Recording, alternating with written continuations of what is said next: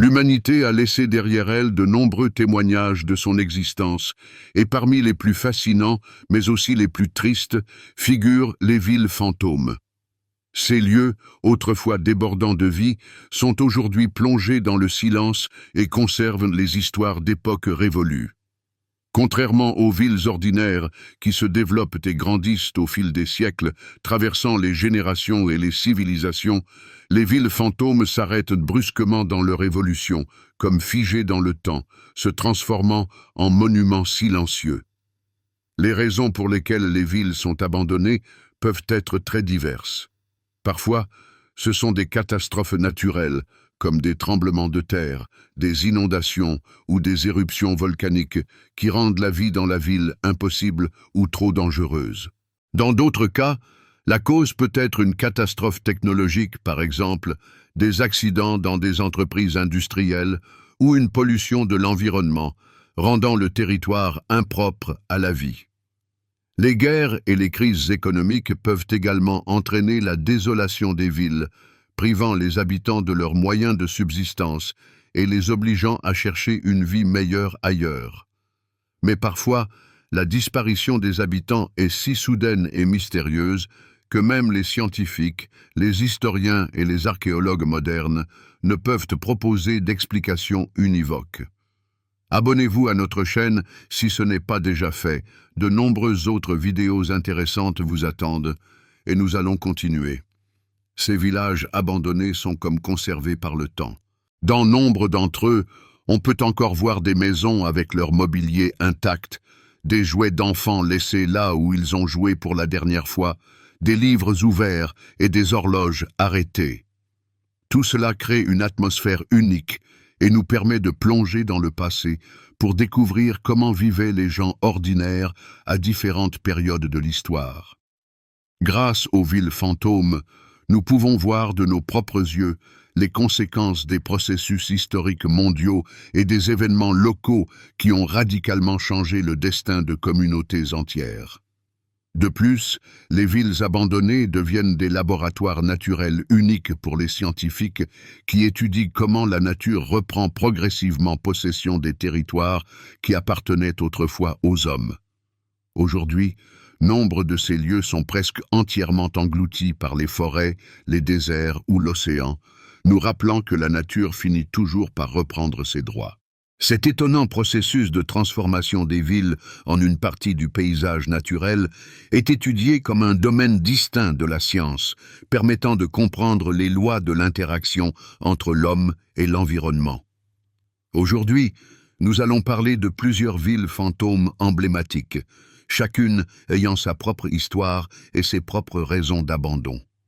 En examinant leur destin, nous essaierons de comprendre pourquoi, même après des décennies, ces lieux déserts continuent d'attirer l'attention et l'intérêt des gens. Parfois, le sort de toute une ville peut être décidé non pas par une catastrophe ou une guerre de grande ampleur, mais par une petite erreur dont les conséquences s'étendent sur de nombreuses années. C'est précisément ce qui est arrivé à la ville de Centralia, située dans le nord-est des États-Unis d'Amérique, dans l'État de Pennsylvanie.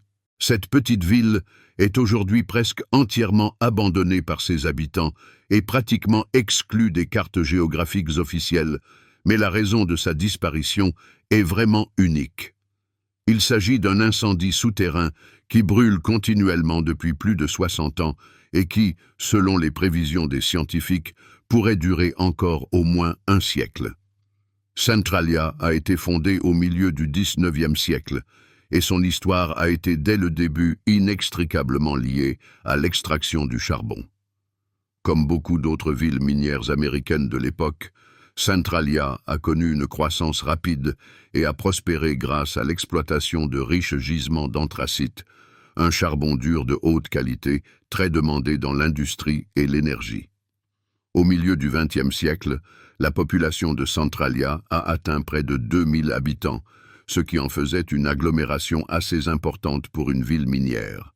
La ville était une ville minière américaine typique, des maisons d'habitation soignées, des écoles, des magasins et des entreprises desservant les mineurs et leurs familles. La vie y était animée, les gens travaillaient, étudiaient, fondaient des familles et faisaient des projets d'avenir. Mais tout a changé soudainement au printemps de l'année 1962. Les autorités municipales ont décidé de nettoyer la décharge municipale qui était située à la périphérie de la ville, à côté d'une ancienne mine abandonnée. À cette époque, les décharges étaient souvent nettoyées de manière simple, en brûlant les déchets. Cependant, cette fois, les événements ont pris une tournure imprévue. Le feu allumé pour nettoyer la décharge s'est infiltré par un puits caché profondément dans le sol, où il a enflammé les gisements de charbon. Cet événement, en apparence insignifiant, a marqué le début d'une tragédie qui allait changer à jamais le destin de la ville. Au début, les habitants n'ont pas réalisé la gravité du problème, considérant l'incendie comme un incident mineur. Cependant, le charbon qui brûle au fond des mines crée des conditions particulières. En brûlant lentement sous terre, il peut maintenir une température de plusieurs centaines de degrés, en recevant de l'oxygène par un réseau ramifié de tunnels et de galeries. Ce processus, pratiquement incontrôlable, a transformé Centralia en une poudrière. De nombreuses tentatives d'éteindre l'incendie se sont avérées infructueuses. Les mines ont été inondées d'eau, recouvertes de sable et de produits chimiques spéciaux. Des puits ont été forés pour tenter de couper l'accès de l'oxygène aux couches en combustion, mais tout a été vain. Le réseau souterrain de mines sous Centralia s'étendait sur des dizaines de kilomètres et le feu, comme un être vivant, trouvait sans cesse de nouvelles voies de propagation. Cette structure labyrinthique souterraine est devenue un obstacle insurmontable à l'extinction de l'incendie. De plus, l'anthracite lui-même, grâce à ses qualités supérieures, brûle longtemps et de manière stable, ce qui complique encore la lutte contre l'incendie. Les premières conséquences graves de l'incendie souterrain ont commencé à se manifester quelques années après son déclenchement. En 1979, le propriétaire d'une station-service à Centralia a été contraint de fermer son entreprise, car les réservoirs d'essence étaient fortement chauffés et il existait une menace réelle d'explosion. Cet incident a été le premier signal d'alarme avertissant du danger imminent. En 1981, l'un des incidents les plus célèbres et les plus effrayants s'est produit, devenant un véritable signal de détresse. Un garçon de 12 ans, nommé Todd Domboski, est tombé dans un énorme trou qui s'est soudainement formé juste sous ses pieds dans le jardin de sa propre maison. La profondeur de l'effondrement était d'environ 40 mètres, et au fond se trouvait un vide incandescent, rempli de fumée toxique et de la chaleur du feu souterrain. Cet incident est devenu une preuve visuelle du danger qui se cachait sous terre. Heureusement, le frère du garçon a réussi à entendre ses cris à temps et à le sauver. Cet incident a choqué les habitants et est devenu l'une des principales preuves du grave danger que représentait l'incendie souterrain. La situation s'est aggravée d'année en année. Des fissures et des effondrements ont commencé à apparaître de plus en plus fréquemment, transformant la ville en un piège dangereux. Les habitants ont commencé à remarquer de plus en plus de phénomènes inquiétants. L'asphalte des rues se fissurait et s'effondrait, il faisait chaud sous les pieds et une fumée épaisse et âcre commençait à s'échapper des fissures dans le sol. Les gens ont commencé à se plaindre de maux de tête, de vertiges et de malaise, causés par des gaz toxiques tels que le monoxyde de carbone et le dioxyde de soufre. L'air qu'ils respiraient était empoisonné, transformant la vie quotidienne en une lutte constante pour la survie. Des cas ont été signalés où des familles ont dû quitter précipitamment leur domicile en raison de la forte concentration de substances dangereuses, et certains habitants ont même été hospitalisés pour des intoxications graves. Il est vite devenu évident que la concentration de substances toxiques dépassait toutes les limites de sécurité et menaçait la vie des habitants. Au début des années 80, les autorités ont déclaré Centralia zone dangereuse et ont décidé de procéder à l'évacuation complète de la population. La ville a été condamnée et ses habitants ont été contraints de quitter leur domicile. le gouvernement des États-Unis d'Amérique a alloué des fonds pour le transfert des habitants vers d'autres villes. La plupart des habitants ont progressivement quitté leur maison, mais certains ont refusé de partir. Soit ils ne croyaient pas à la gravité du problème, soit ils étaient trop attachés à leur région natale. Cependant, à la fin du XXe siècle, il ne restait plus que quelques dizaines de personnes à Centralia, et encore moins par la suite. Ces habitants restants sont devenus un symbole de persévérance et de fidélité à leur ville, malgré tous les dangers. Centralia est devenue une leçon concrète sur la facilité avec laquelle l'équilibre fragile entre l'homme et la nature peut être rompu. Cet événement a contraint les scientifiques à revoir les approches de la sécurité de l'industrie minière et à élaborer de nouvelles mesures de protection contre de telles situations. Dans le même temps, la ville est devenue un sujet d'attention pour les touristes, les journalistes et les chercheurs, qui viennent ici pour voir de leurs propres yeux comment une ville, autrefois pleine de vie, s'est transformée en un désert désertique, englouti par les flammes souterraines. Centralia s'est transformée en un site touristique sinistre, rappelant les conséquences tragiques de l'erreur humaine. Aujourd'hui, Centralia est pratiquement entièrement abandonnée et est devenue une ville fantôme américaine typique. Les anciennes rues sont à peine visibles au milieu des broussailles d'arbres et d'arbustes. De fines volutes de fumée grise et âcre s'élèvent encore des fissures dans le sol et l'asphalte, créant une image surréaliste. Centralia est un lieu où le passé rencontre le présent, rappelant que même les villes les plus prospères peuvent disparaître en un clin d'œil. Malgré tous les efforts, le sol reste chaud au toucher dans de nombreux endroits, et sa température dépasse les 60 degrés Celsius. Cela constitue une preuve irréfutable que l'incendie souterrain continue de brûler et de se propager, malgré toutes les tentatives désespérées de l'arrêter. Mais malgré tout, la ville n'est pas complètement déserte, et la vie y palpite encore. Contrairement au bon sens et aux dangers évidents, des gens vivent encore à Centralia. Il ne s'agit que de quelques personnes qui ont catégoriquement refusé de quitter leur domicile lors de l'évacuation massive. Au départ, ils étaient une vingtaine, mais au fil du temps, leur nombre n'a cessé de diminuer, jusqu'à ce qu'il ne reste plus que quelques-uns des plus tenaces. Ces derniers habitants de Centralia sont de véritables héros de leur propre histoire tragique.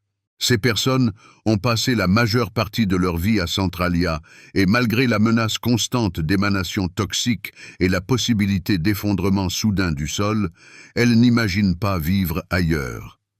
La plupart sont des personnes âgées, habituées à l'isolement et aux difficultés d'une vie sans infrastructures ni services publics normaux.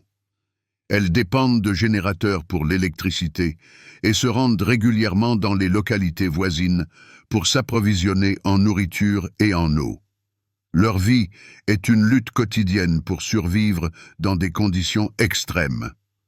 Étrangement, pour les quelques âmes qui y persistent, la ville est devenue le symbole d'une liberté personnelle et d'une persévérance inébranlable.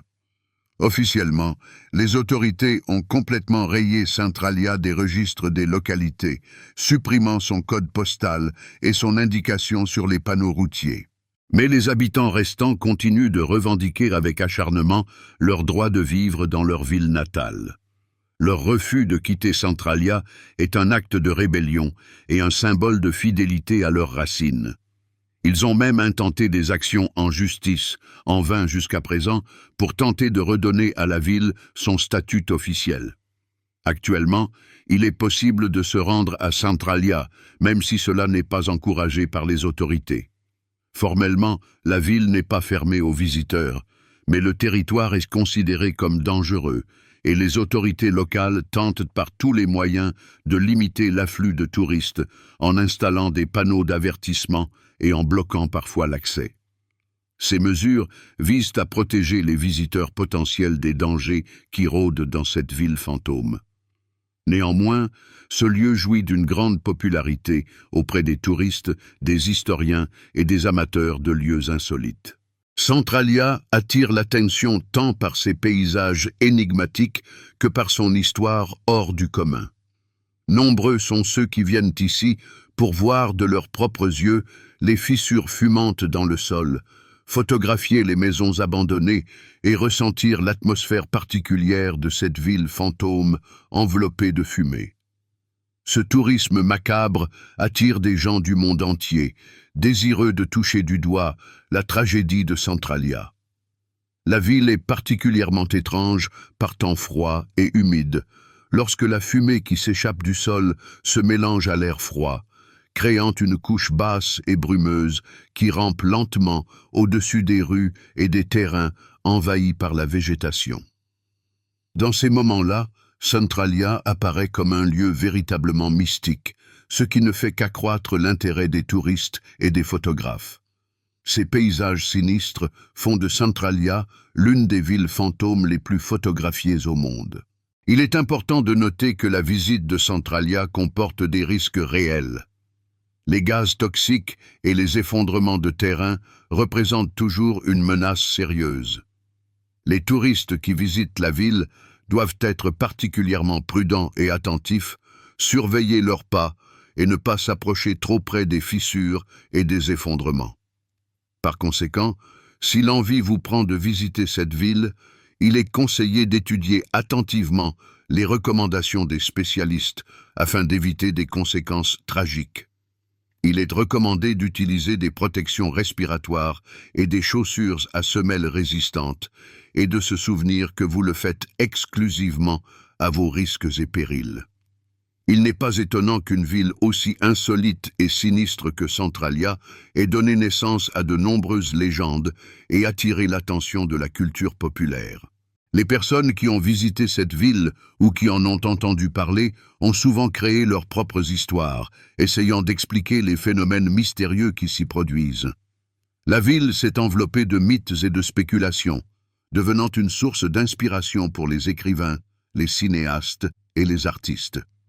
Ces récits ont rapidement dépassé les événements réels pour se transformer en mythes, qui n'ont fait qu'amplifier l'aura mystique autour de cette ville abandonnée. L'une des légendes urbaines les plus populaires raconte que l'incendie souterrain de Centralia n'était pas un accident. Selon cette histoire, les autorités auraient délibérément incendié la ville pour prendre le contrôle des mines ou dissimuler d'horribles crimes. Cette théorie du complot, bien que dénuée de tout fondement, est populaire auprès des amateurs de mystères et de secrets. Bien que les documents historiques et les enquêtes prouvent de manière convaincante l'inanité de cette version, la légende continue de vivre avec acharnement, alimentant la méfiance de certaines personnes à l'égard de l'explication officielle des événements. Cette théorie du complot, bien que non étayée par des faits, trouve un écho auprès de ceux qui sont enclins à voir une intention malveillante dans les tragédies. Une autre légende locale répandue concerne les fantômes des mineurs, décédés lors d'accidents dans les mines de charbon de Centralia à la fin du XIXe et au début du XXe siècle. Ces histoires se transmettent de bouche à oreille, créant un folklore sombre autour de la ville fantôme. Les habitants racontaient des histoires selon lesquelles, après le début de l'incendie, on pouvait croiser dans les rues de la ville d'étranges silhouettes de mineurs en vieux vêtements, couverts de suie et de poussière, qui apparaissaient la nuit et disparaissaient sans laisser de traces. Des témoins ont affirmé que ces rencontres étaient toujours accompagnées de sons inquiétants, ressemblant à des coups de pioche sourds et à des voix lointaines provenant comme du sous-sol. Ces récits sinistres ajoutent au charme mystique de Centralia, la rendant encore plus attrayante pour les amateurs de phénomènes paranormaux. Bien qu'il n'existe aucune preuve documentaire de rencontres avec des fantômes, cette légende reste populaire auprès des touristes et des habitants, devenant partie intégrante du patrimoine culturel de la ville fantôme. Cependant, Centralia a acquis sa plus grande notoriété et son influence sur la culture populaire grâce au cinéma et aux jeux vidéo, qui ont fait connaître la ville dans le monde entier. C'est un exemple de la façon dont une tragédie réelle peut devenir une source d'inspiration pour les créateurs. Dans les années 2000, la société japonaise Konami a créé une série de jeux cultes intitulée Silent Hill. Bien que les développeurs n'aient pas officiellement confirmé le lien avec Centralia, de nombreux détails du jeu et son atmosphère ressemblent tellement à la ville fantôme américaine que les fans de la série ont rapidement associé les deux lieux. Silent Hill, avec son brouillard, ses cendres et ses bâtiments abandonnés, est devenu une incarnation virtuelle de Centralia, attirant l'attention de millions de joueurs. Cette version est devenue particulièrement populaire après la sortie du film Silent Hill en 2006, dont le réalisateur a officiellement reconnu avoir été inspiré par l'histoire de Centralia. Dans le film, les spectateurs voient une ville recouverte d'un brouillard et de cendres constants, remplie de rues désertes et de bâtiments abandonnés. L'atmosphère de peur et de désespoir qui règne à Silent Hill fait largement écho à la situation réelle de Centralia. Dans le film, le brouillard et les cendres qui tombent sont expliqués comme étant dus aux incendies souterrains qui se produisent dans les mines sous la ville. De plus, selon le scénario du film, l'incendie des mines est la conséquence d'une malédiction jetée sur la ville en raison d'événements tragiques du passé que les habitants ont tenté de dissimuler. Cette composante mystique a ajouté encore plus de mystère et d'attrait à Centralia. Bien que dans la réalité, Centralia ne soit pas recouverte de cendres et que la fumée ne crée pas un épais brouillard constant, la similitude de l'atmosphère est évidente. Cette image artistique a encore renforcé l'intérêt du public pour la véritable ville fantôme, la transformant en un lieu culte pour les fans du genre horreur. Le film et les jeux ont considérablement accru la popularité de Centralia auprès des amateurs d'horreur et d'histoires mystiques, la faisant connaître dans le monde entier. La ville est devenue un lieu de pèlerinage pour les fans, qui viennent ici pour voir en personne l'atmosphère qui a inspiré leurs œuvres préférées. Souvent, les visiteurs organisent des séances de photos thématiques, tournent des vidéos amateurs et organisent même des rencontres de fans du genre horreur. Centralia s'est transformé en un plateau de tournage en plein air, attirant des créateurs du monde entier. Ainsi, Centralia, d'une ville pratiquement rayée des cartes et disparaissant progressivement de la surface de la Terre, s'est transformée en un phénomène culturel emblématique, largement connu dans le monde entier. C'est un exemple unique de la façon dont un événement historique réel, empreint de drame et de tragédie, se transforme progressivement en un phénomène culturel, dépassant de loin l'histoire initiale. L'histoire de Centralia est une histoire non seulement de tragédie, mais aussi de renaissance sous une nouvelle forme. De l'histoire de Centralia, une ville qui disparaît progressivement sous l'effet du feu et de la fumée, nous passons à une énigme complètement différente. C'est l'histoire d'un lieu qui a disparu en quelques années seulement, ne laissant derrière lui que de mystérieux indices sur le sort de ses habitants. Il s'agit de l'île de Roanoke, un petit territoire au large des côtes de l'actuel État américain de Caroline du Nord, qui a été le théâtre de la première tentative britannique de créer une colonie permanente en Amérique du Nord. La disparition de la colonie de Roanoke est l'un des plus grands mystères non résolus de l'histoire de l'Amérique du Nord. Dans la seconde moitié du XVIe siècle, l'Angleterre est entrée en concurrence sérieuse avec d'autres puissances européennes, notamment l'Espagne et la France, dans la lutte pour la possession de nouvelles terres en Amérique. L'un de ces territoires qui a attiré l'attention des Anglais était l'île de Roanoke, située sur la côte atlantique. La couronne anglaise y voyait une possibilité d'étendre son influence et de prendre le contrôle de nouvelles ressources, ce qui était essentiel pour renforcer sa position sur la scène internationale. La première tentative des Anglais de s'implanter sur l'île a eu lieu en 1585. L'expédition a été organisée par le célèbre navigateur et courtisan de la reine Élisabeth Ier, Sir Walter Raleigh, et la direction de la colonie elle-même a été confiée à Ralph Lane. C'était la première tentative sérieuse de l'Angleterre d'affirmer ses prétentions sur de nouvelles terres en Amérique du Nord. Cependant, malgré le statut élevé des organisateurs, La tentative de fonder une colonie s'est avérée un échec cuisant. Les personnes arrivées sur l'île ont été confrontées à des conditions de vie difficiles, à une pénurie de nourriture et à des relations complexes avec les populations autochtones, les Indiens des tribus algonquines. Ces facteurs combinés ont fait de la vie des premiers colons à Roanoke une véritable épreuve.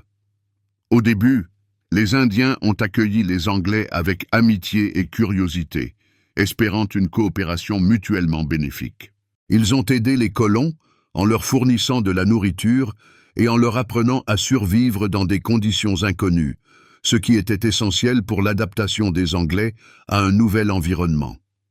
Cependant, au fil du temps, la confiance mutuelle a été rompue en raison des erreurs et des faux pas des colons.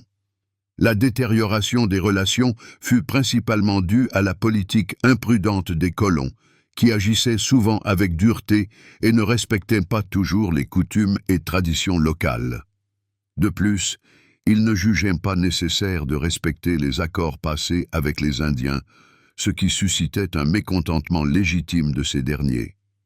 Cette attitude arrogante des Anglais entraîna une escalade du conflit et détruisit la paix fragile entre les parties. Un moment critique survint lorsque Ralph Lane ordonna l'assassinat d'un des chefs locaux nommé Wingina, le soupçonnant de préparer une attaque. Cet acte de violence marqua un tournant dans les relations entre les colons et les Indiens. Ces derniers le perçurent comme un acte d'agression ouverte, ce qui entraîna une détérioration immédiate de la situation. La confiance entre les parties fut définitivement rompue, et de sérieuses escarmouches et affrontements éclatèrent, coûtant la vie à des Indiens et à des colons. Ce conflit devint l'un des premiers exemples de choc des civilisations en Amérique du Nord. Au printemps 1586, le célèbre navigateur anglais Sir Francis Drake, revenant de raids sur les colonies espagnoles des Caraïbes, approcha des côtes de l'île de Roanoke. Son apparition fut une véritable providence pour la colonie mourante. Constatant la situation extrêmement difficile des colons et évaluant la menace que représentaient les Indiens, Drake proposa d'évacuer tous les colons vers l'Angleterre. Ces derniers acceptèrent cette proposition, quittant l'île et laissant derrière eux leurs espoirs d'une nouvelle vie. Cet épisode marqua la fin de la première tentative de l'Angleterre de fonder une colonie en Amérique du Nord. Peu après le départ de Drake, Sir Richard Grenville arriva sur l'île et, découvrant la colonie vide, y laissa 15 hommes pour maintenir une présence anglaise et montrer le drapeau. Cependant, le sort de ces 15 hommes resta également inconnu, enveloppé de mystères et de spéculations. Leur disparition ajouta au caractère énigmatique de l'histoire de Roanoke. Malgré cette expérience malheureuse, les autorités anglaises ne renoncèrent pas à l'idée de fonder une colonie permanente. À l'été 1587, elles firent une deuxième tentative, décidant d'envoyer un nouveau groupe de colons sur l'île. Cette fois-ci, un nouveau groupe de plus de 100 personnes débarqua sur l'île, ce qui témoignait d'une approche plus sérieuse de la colonisation. Parmi eux, il n'y avait pas seulement des hommes explorateurs, mais aussi des femmes et des enfants, ce qui indiquait l'intention sérieuse des Anglais de fonder un établissement permanent et de créer une société à part entière sur ce nouveau territoire. Le gouverneur John White, qui avait déjà l'expérience de l'île lors d'une précédente expédition, dirigea cette nouvelle expédition, ce qui devait augmenter les chances de succès. Sa connaissance des lieux et des particularités de la vie à Roanoke devait aider les colons à éviter les erreurs commises par leurs prédécesseurs. Dans un premier temps, les colons s'efforcèrent activement d'organiser leur vie dans ce nouvel endroit. Ils construisirent de petites maisons, défrichèrent le terrain et commencèrent à cultiver de petites parcelles dans l'espoir de subvenir à leurs besoins alimentaires et de créer une économie durable. Cependant, il devint vite évident que les ressources apportées d'Angleterre ne suffisaient pas à assurer une existence décente sur l'île, et la colonie se retrouva dans une situation difficile. Le manque de nourriture, de médicaments et d'outils mettait en danger la survie des colons. La situation était d'autant plus compliquée que les relations avec les tribus indiennes étaient à nouveau tendues, ce qui exerçait une pression supplémentaire sur la petite colonie. L'histoire se répétait, et les colons étaient de nouveau confrontés aux mêmes problèmes que leurs prédécesseurs. Les relations s'étaient détériorées, notamment à cause de l'histoire du conflit précédent, qui avait laissé une profonde empreinte dans la mémoire des Indiens. Ces derniers se souvenaient encore des événements liés au premier groupe d'Anglais et considéraient les nouveaux colons avec suspicion et méfiance, ce qui rendait pratiquement impossible l'établissement de relations pacifiques. De plus, des problèmes et des conflits liés à la concurrence pour des ressources limitées étaient apparus sur l'île, entraînant des dissensions internes parmi les colons. Bien que des affrontements ouverts aient pu être évités au début de la deuxième colonie, l'atmosphère de méfiance et de tension compliquait considérablement la vie des colons, sapant leur morale et leurs espoirs d'avenir. Dans ces conditions, le gouverneur John White prit la décision de retourner en Angleterre afin de ramener sur l'île les provisions, les outils et les nouveaux colons nécessaires, dans l'espoir de sauver la colonie de la disparition. Sa décision était dictée par le désespoir et la conviction qu'il pouvait aider son peuple. Il laissa dans la colonie sa fille Eleanor et sa petite-fille Virginia Dare, le premier enfant anglais né en Amérique du Nord, ce qui rendait son intérêt personnel pour le sort de la colonie encore plus aigu, et il repartit lui-même en Angleterre. Il prévoyait de revenir dans quelques mois, mais les circonstances en décidèrent autrement, et son retour sur l'île fut reporté pendant de nombreuses années. Le sort joua un mauvais tour à John White et aux colons de Roanoke. À cette époque, l'Angleterre était engagée dans un conflit majeur avec l'Espagne, dont le point culminant fut l'attaque de l'invincible armada espagnole, ce qui détourna toutes les ressources du pays vers la guerre. En raison de la guerre, les autorités anglaises mobilisèrent tous les navires pour se défendre contre l'invasion, et White ne put pas retourner immédiatement sur l'île, car tous les navires furent réquisitionnés pour les besoins militaires. Il fut contraint de rester en Angleterre pendant plusieurs années, et ce n'est qu'au bout de 3 ans, à l'été 1590, qu'il put enfin repartir pour l'île, s'inquiétant du sort de ses proches et des autres colons. Son retour à Roanoke devint l'un des moments les plus tragiques de l'histoire de la colonisation de l'Amérique du Nord. Le retour de John White sur l'île de Roanoke prit une tournure inattendue, devenant l'une des plus grandes énigmes historiques de l'Amérique. Au lieu d'une rencontre joyeuse avec sa famille et les autres colons qui attendaient de l'aide d'Angleterre, il fut confronté à un silence glacial et à un vide absolu. L'île l'accueillit par un silence qui parlait plus fort que n'importe quelle parole. Toutes les constructions étaient intactes, mais il n'y avait aucun habitant sur place. Les maisons étaient complètement abandonnées, bien qu'il n'y ait aucun signe de lutte, de panique ou de destruction qui aurait pu indiquer une attaque indienne ou une autre menace. On avait l'impression que les colons avaient quitté l'établissement calmement et de manière organisée, sans laisser la moindre trace, comme s'ils s'étaient volatilisés. Cette image sinistre souleva de nombreuses questions, auxquelles il n'y a toujours pas de réponse. Le seul indice laissé par les colons disparus était une inscription mystérieuse, soigneusement gravée sur un poteau en bois qui se trouvait à l'entrée de la colonie. Elle était constituée d'un seul mot, Croatoan.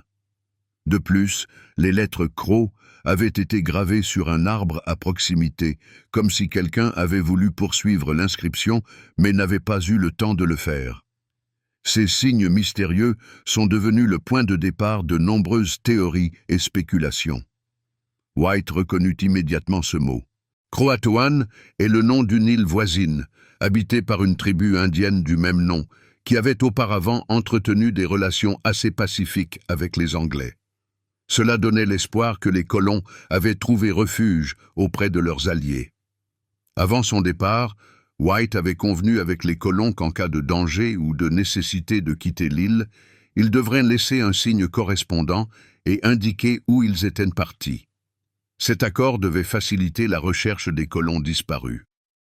En découvrant l'inscription, Le gouverneur White ressentit un certain soulagement, supposant que les colons avaient pu se rendre volontairement et paisiblement sur l'île de Croatoan pour échapper à la famine ou à la menace de tribus indiennes moins amicales.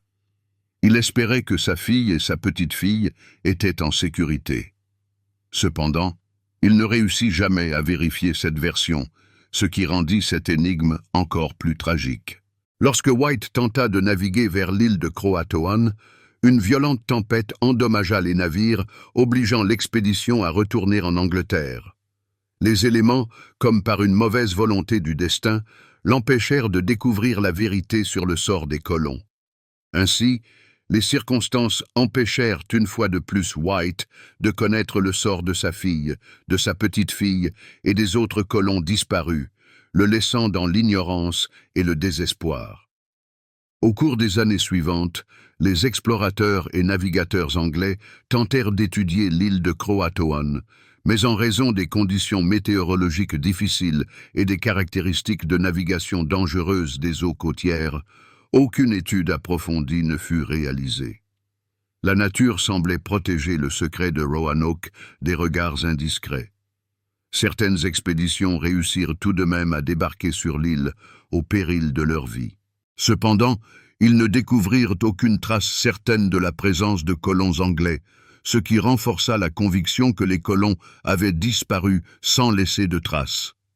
Même les tribus indigènes avec lesquelles les Anglais entrèrent en contact lors d'expéditions ultérieures ne furent pas en mesure d'expliquer de manière univoque le sort des disparus. Les Indiens fournirent des informations très vagues, ce qui suscita encore plus de questions et de spéculations. Certains racontèrent avoir entendu parler d'hommes blancs vivant parmi les tribus locales, d'autres parlèrent de conflits et de chutes, mais tous ces témoignages étaient trop vagues et contradictoires pour qu'on puisse en tirer des conclusions définitives. Leurs récits étaient comme des bribes de rêve, ne permettant pas de reconstituer une image complète de ce qui s'était passé. Par la suite, les expéditions anglaises explorèrent à plusieurs reprises les environs de l'île de Roanoke et les territoires voisins, mais ne parvinrent pas à trouver ni les colons eux-mêmes, ni des traces convaincantes de leur présence sur les îles voisines. Cette disparition totale et soudaine de plus de 100 personnes a donné naissance à de nombreuses hypothèses, aussi bien plausibles que fantastiques, tentant d'expliquer l'inexplicable. L'histoire de Roanoke est devenue un terrain fertile pour les légendes et les mythes, attirant l'attention des chercheurs et des amateurs de mystères. L'une des versions les plus répandues et les plus probables est que les colons ont pu rejoindre volontairement la tribu amie de Croatoan pour échapper à la famine et aux maladies. Selon cette version, les Anglais se sont progressivement assimilés à la population locale, adoptant leur mode de vie, leur culture et leurs coutumes, et, au bout de quelques générations, se sont complètement fondus dans la population autochtone, ne laissant derrière eux que des souvenirs lointains. Des archéologues et des historiens ont trouvé des preuves indirectes de cette théorie, telles que des objets et des ornements européens dans des colonies de tribus locales, mais aucune preuve directe et irréfutable n'a été découverte, ce qui laisse place au doute. Une autre théorie populaire suggère que les colons ont été victimes d'une attaque de tribus amérindiennes moins amicales.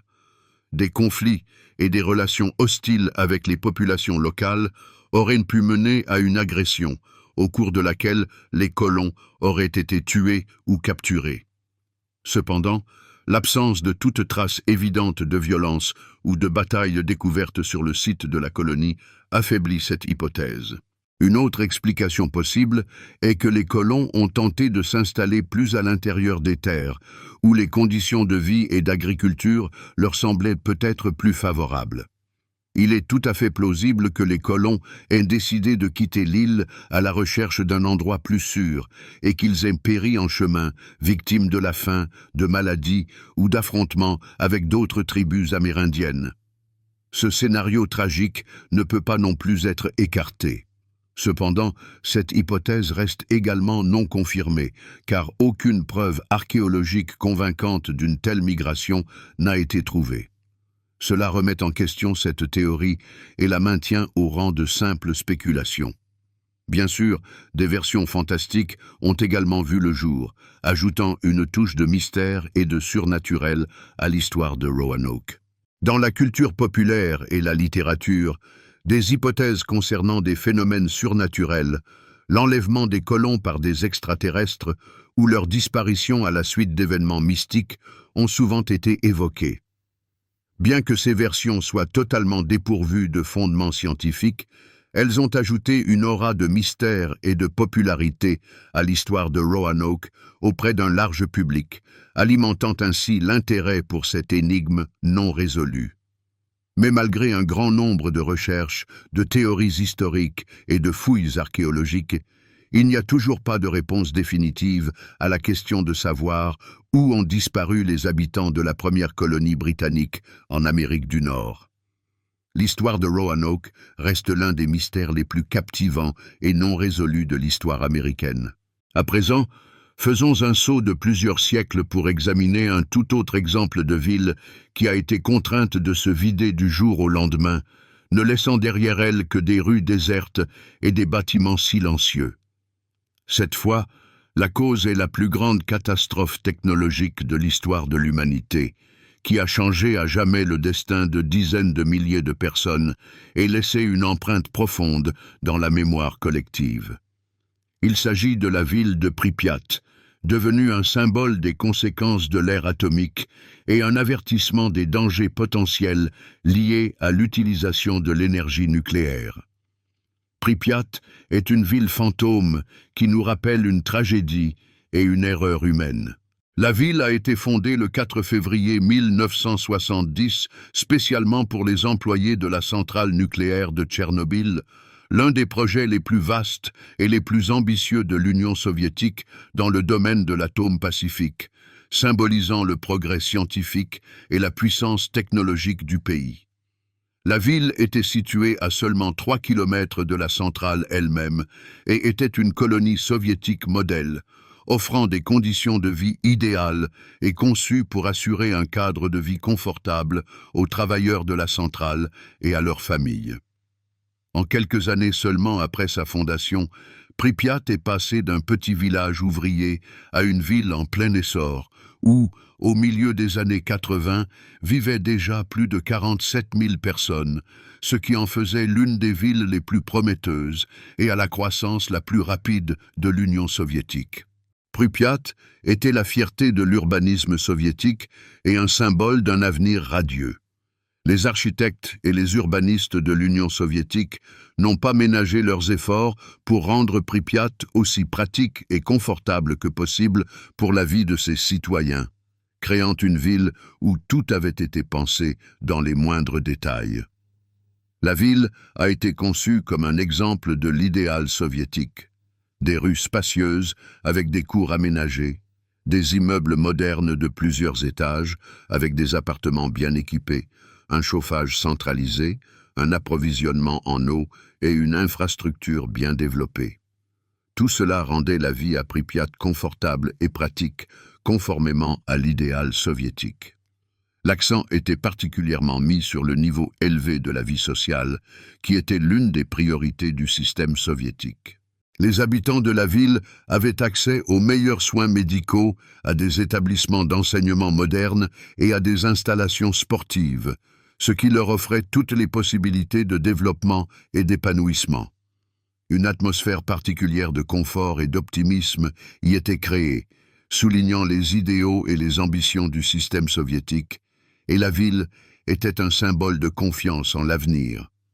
La population principale de Pripyat était composée de jeunes familles, d'ingénieurs, de scientifiques et d'autres spécialistes venus de tous les coins de l'Union soviétique pour travailler à la centrale nucléaire, attirés par les perspectives d'évolution de carrière et un niveau de vie élevé.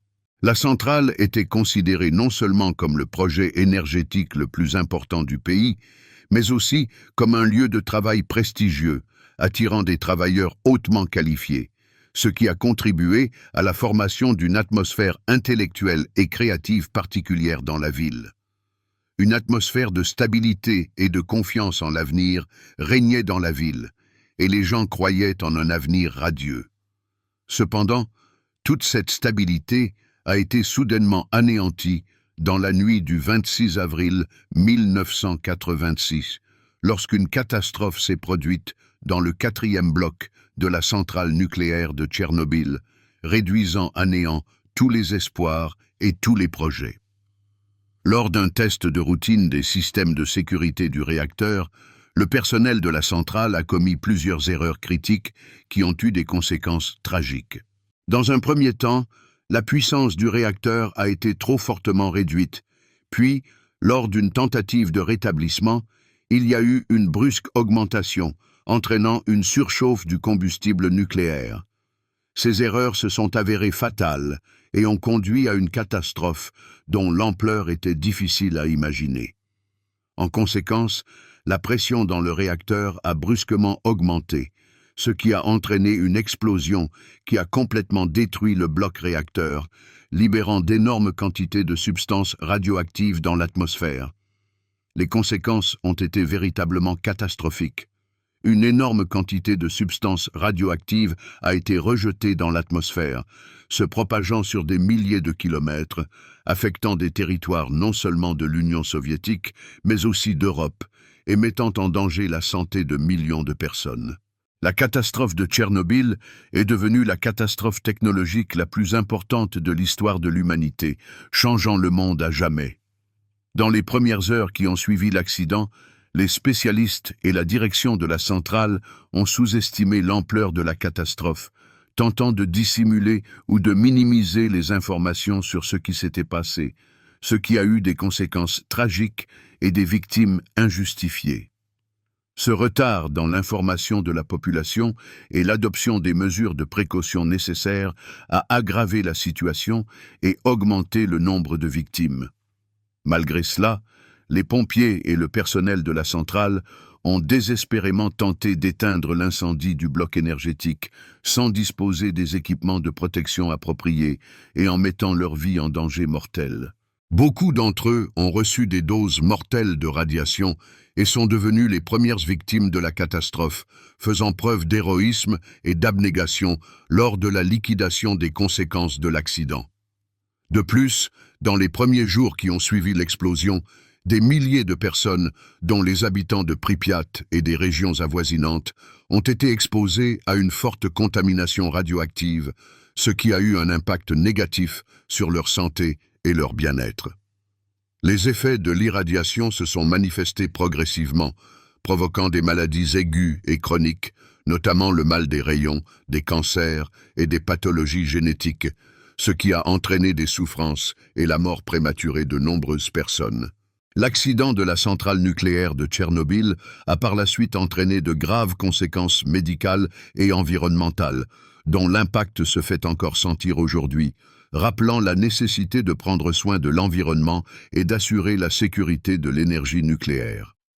Ainsi, en quelques heures seulement, l'une des villes les plus avancées et les plus confortables de l'Union soviétique s'est retrouvée confrontée à la plus grande catastrophe atomique de l'histoire de l'humanité, se transformant en une zone d'exclusion et en un symbole de tragédie. L'évacuation de Pripyat a commencé 36 heures après la catastrophe, le 27 avril 1986, lorsque les autorités ont pris conscience de la gravité de la situation et ont pris la décision d'évacuer immédiatement la population. Les autorités ont décidé d'évacuer immédiatement les habitants de la ville, mais on a dit aux gens qu'il s'agissait d'une mesure temporaire et qu'ils rentreraient chez eux dans quelques jours seulement, ce qui était un mensonge destiné à éviter la panique et à assurer une évacuation organisée. Personne à ce moment-là n'imaginait que leurs maisons et leurs appartements resteraient vides à jamais et qu'ils ne reverraient plus jamais leur ville natale. L'évacuation s'est déroulée de manière organisée et rapide, grâce à une coordination efficace et à un grand nombre de véhicules.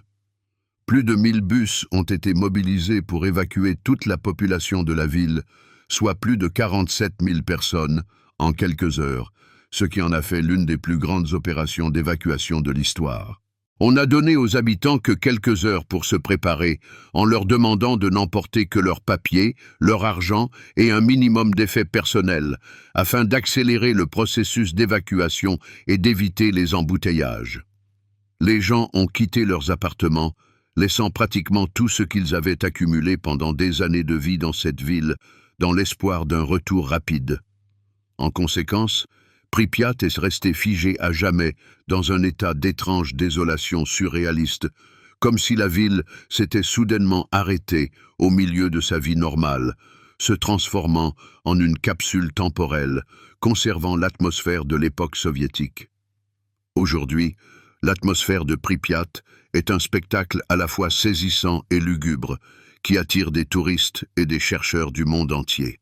Pendant près de 40 ans sans présence humaine, la ville s'est complètement transformée, se métamorphosant en une réserve naturelle unique, où la nature reprend le dessus sur la civilisation. Les bâtiments abandonnés se délabrent peu à peu, les vitres des fenêtres sont brisées par le temps et les intempéries, et les murs sont couverts de fissures et de peintures écaillées, ce qui confère à la ville l'aspect d'un paysage post-apocalyptique. Les rues et avenues autrefois larges et bien entretenues sont devenues pratiquement méconnaissables, envahies par une végétation luxuriante, créant l'impression d'une forêt sauvage.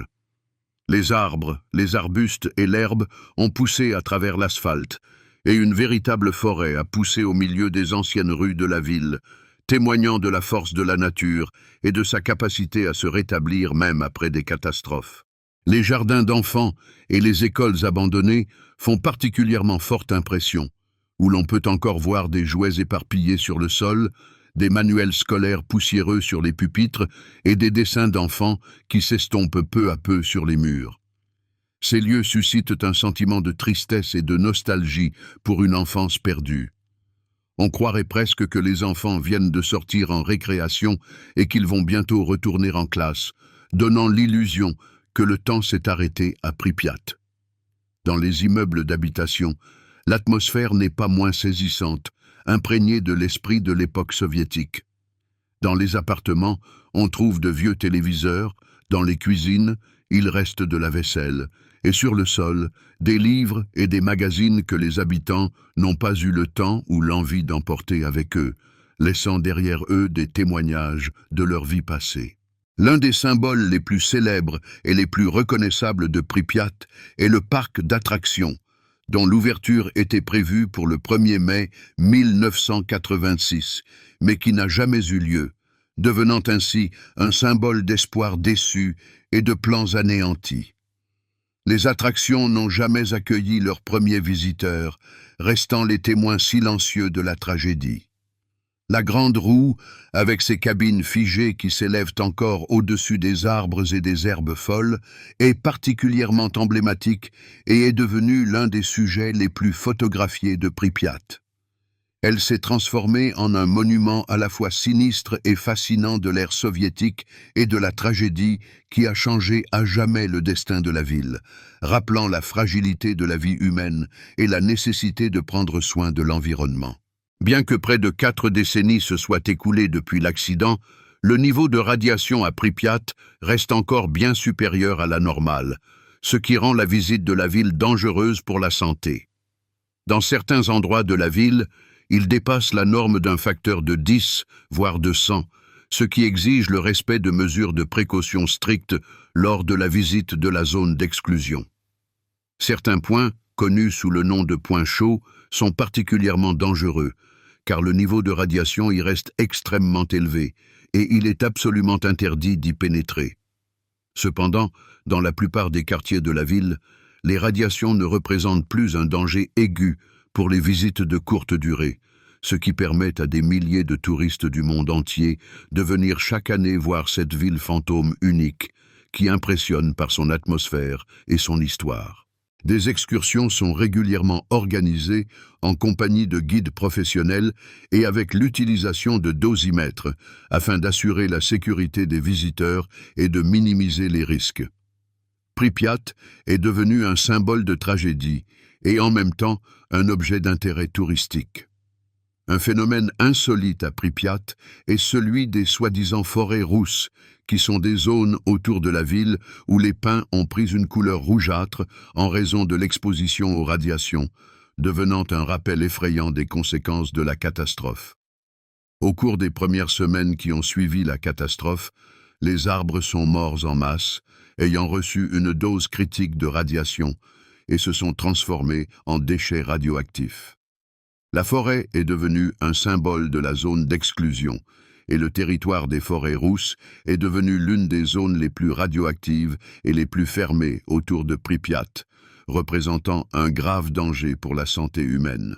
Même aujourd'hui, l'accès y est interdit, car le niveau de radiation y reste dangereux pour la vie humaine, et la visite de ce territoire est strictement contrôlée. Parallèlement, des décennies après l'évacuation des populations, la nature dans les environs de Pripyat et de Tchernobyl a commencé à se rétablir activement, démontrant sa résilience et sa capacité à s'adapter à des conditions extrêmes. En raison de l'absence de l'homme dans la zone d'exclusion, un grand nombre d'animaux et d'oiseaux que l'on rencontrait rarement ici auparavant sont apparus, ce qui a conduit à la formation d'un écosystème unique. Des scientifiques y ont enregistré des traces d'ours et de lynx, ainsi que d'autres espèces animales rares, ce qui témoigne du rétablissement de l'équilibre naturel. Le retour d'espèces rares inscrites sur la liste rouge, telles que la cigogne noire, le pigargue à queue blanche et l'aigle royal, est une surprise, ce qui témoigne de l'amélioration de la situation environnementale dans la zone d'exclusion. La zone d'exclusion s'est transformée de manière inattendue en une sorte de réserve naturelle où la faune prospère sans l'intervention de l'homme, ce qui en fait un objet unique pour la recherche scientifique.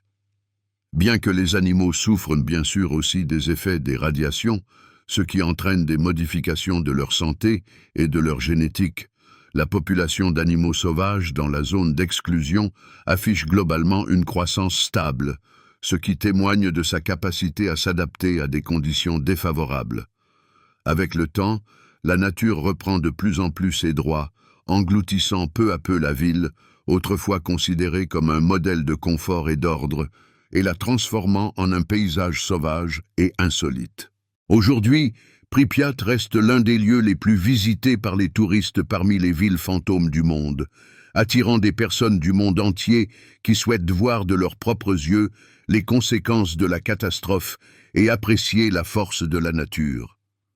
Les gens viennent ici pour voir de leurs propres yeux le spectacle unique de la nature qui efface peu à peu les traces de l'activité humaine, transformant l'infrastructure urbaine en un paysage sauvage et insolite, rempli de silence et de souvenirs d'événements qui ont changé à jamais la vie de dizaines de milliers de personnes.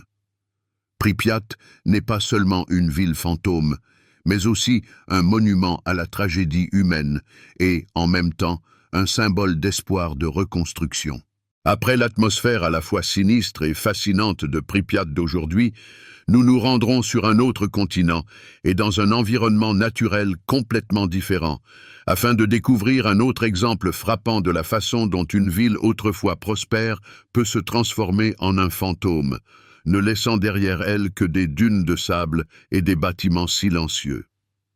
Cette fois-ci, l'Afrique brûlante et le célèbre Kolmanskop nous attendent, une ville qui est née et a grandi au milieu du désert aride du Namib, grâce à la ruée vers le diamant du début du XXe siècle, devenant ainsi un symbole de la soif de richesse et de l'esprit d'entreprise humain.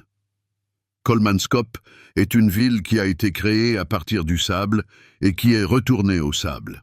L'histoire de Kolmanskop a commencé en 1908, lorsque le territoire de l'actuelle Namibie était sous la domination de l'Allemagne et portait le nom d'Afrique du Sud-Ouest allemande, étant une colonie de l'Empire allemand. C'est précisément cette année-là qu'un simple ouvrier du nom de Zacharias Lewala, qui travaillait à la construction d'une voie ferrée près de la côte de l'océan Atlantique, remarqua accidentellement sur le sable une pierre scintillante, qui s'avéra être un diamant, et marqua le début de la ruée vers le diamant. La nouvelle de cette découverte fit instantanément le tour de la colonie et parvint bientôt en Europe, provoquant un engouement incroyable et incitant des milliers de personnes à partir à la recherche de richesses dans le désert africain. Des centaines et des milliers d'aventuriers, de prospecteurs et de simples rêveurs venus de toute l'Allemagne et d'autres régions d'Europe ont commencé à affluer dans ces lieux difficiles, mais prometteurs de richesses et de succès, dans l'espoir de s'enrichir grâce à l'extraction de diamants. Les autorités coloniales allemandes ont rapidement pris conscience de l'importance de cet événement et ont décidé de contrôler strictement l'extraction et l'exportation de diamants afin de tirer le meilleur parti de cette situation. Une zone protégée a été immédiatement créée autour du lieu de la découverte, où l'accès et l'extraction de pierres précieuses étaient strictement contrôlés, ce qui a permis aux autorités allemandes de contrôler le flux de diamants et d'empêcher l'extraction illégale. Bientôt, un petit campement a été créé à cet endroit qui a reçu le nom de Colemanskop, en l'honneur du voyageur et commerçant Johnny Coleman, dont l'équipage était autrefois bloqué dans les sables de la région et est devenu un point de repère pour les prospecteurs qui passaient par ces lieux. Contrairement à de nombreuses autres villes de prospecteurs qui ont connu un développement spontané et chaotique, Colemanskop a été initialement planifiée et construite avec faste et confort, conformément aux normes européennes de l'époque, ce qui témoigne de la méticulosité et du souci de l'ordre des Allemands.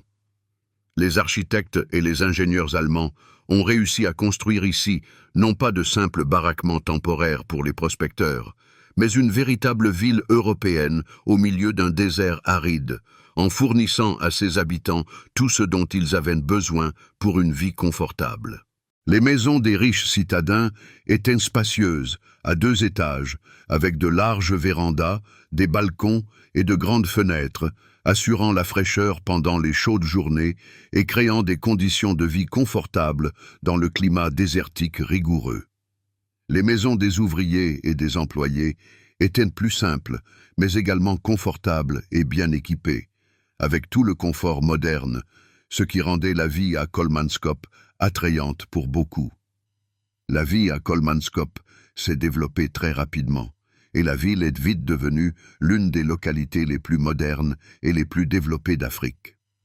Quelques années seulement après sa fondation, la ville possédait sa propre centrale électrique qui fournissait de l'électricité à toutes les maisons et à toutes les rues, assurant ainsi le confort et la sécurité des habitants. Un hôpital moderne y a été construit, équipé des équipements médicaux les plus récents et de l'un des premiers appareils à rayons X d'Afrique, qui, soit dit en passant, n'était pas seulement utilisé à des fins médicales, mais aussi pour détecter les diamants cachés par les ouvriers dans leurs vêtements et leurs effets personnels, ce qui témoigne d'un contrôle strict et d'une volonté d'empêcher les vols. La prospérité de Colemanskop s'est particulièrement manifestée dans sa vie culturelle et sociale, qui était riche et variée. La ville comptait de nombreux magasins où l'on pouvait acheter les produits les plus chers et les plus rares, importés d'Europe, allant des vins et cigares coûteux aux vêtements et meubles à la mode, satisfaisant ainsi les goûts les plus raffinés des habitants. Le soir, les habitants fortunés fréquentaient le luxueux casino et le théâtre chic, construits au cœur de la ville, où ils pouvaient se détendre et se divertir. Le théâtre accueillait des troupes et des artistes célèbres qui venaient spécialement ici en tournée d'Allemagne et d'autres pays européens, ce qui faisait de Colemanskop un véritable centre culturel. Les habitants organisaient régulièrement des bals, des dîners et des soirées musicales, donnant à cette ville du désert l'atmosphère d'une station balnéaire européenne, située quelque part en Europe centrale, et non au milieu des dunes de sable d'Afrique, ce qui créait une sensation de déconnexion de la réalité. L'infrastructure de la ville surprenait par son niveau élevé, même pour les villes européennes développées de l'époque, ce qui témoigne du génie de l'ingénierie allemande et de la recherche du confort. La ville était dotée de la première ligne de tramway du continent africain, qui reliait les quartiers résidentiels et les zones de production, et transportait non seulement des marchandises, mais aussi des passagers, assurant ainsi des déplacements pratiques et rapides dans la ville. L'eau était acheminée par de longs tuyaux spéciaux depuis des sources situées à une distance considérable, ce qui permettait aux habitants de profiter de bains et même de cultiver de petits jardins près de leur maison, ce qui était un véritable luxe dans le désert. Certains habitants fortunés faisaient spécialement venir de la terre fertile de loin et aménageaient des jardins et des parterres de fleurs en plein milieu du désert, créant ainsi un contraste insolite et pittoresque avec le paysage stérile environnant, ce qui témoignait d'un désir de beauté et de confort. Kolmanskop fut autrefois une colonie prospère et riche, un véritable symbole d'opulence, de luxe et de progrès, qui avait surgi dans l'un des coins les plus inhospitaliers de la planète. Rien ne semblait pouvoir entraver son essor. L'histoire, cependant, en décida autrement, et le destin de la ville fut tragique. Peu à peu, malgré toute sa splendeur et son faste, Kolmanskop fut voué à un lent déclin, dû à l'épuisement de ses ressources naturelles.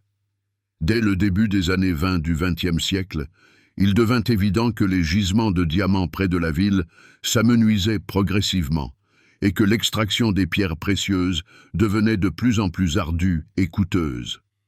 Autrefois, les gemmes précieuses gisaient littéralement à la surface du sable et il était aisé de les trouver sans effort particulier. Mais, au fil des ans, il fallut creuser de plus en plus profondément, ce qui compliqua et renchérit considérablement le processus, le rendant non rentable.